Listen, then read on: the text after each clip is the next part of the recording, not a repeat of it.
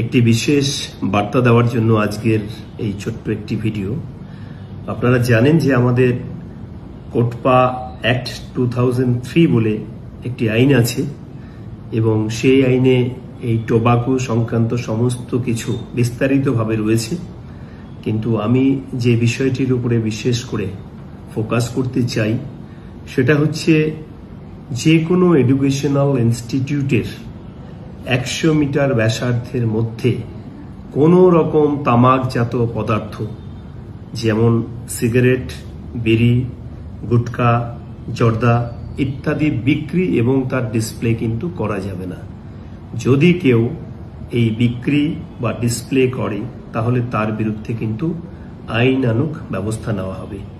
আমাদের এই প্রিয় কোচবিহার কোতোয়ালি থানার আন্ডারে যে সমস্ত এডুকেশনাল ইনস্টিটিউট রয়েছে তার আশপাশে যাদের দোকান রয়েছে পান, বিড়ি, সিগারেটের, দয়া করে সমস্ত তামাকজাত পদার্থ সেখান থেকে বের করে নিন এবং কোনো রকম ডিসপ্লে যেন কোথাও না থাকে। ইতিমধ্যেই আমাদের অভিযান শুরু হয়েছে। যদি সেরকম কিছু পাওয়া যায় তাহলে কিন্তু সেই দোকান মালিকের বিরুদ্ধে আইনানুগ ব্যবস্থা নেওয়া হবে। আপনারা সমস্ত কিছু এগুলি আইন মেনে চলবার চেষ্টা করবেন।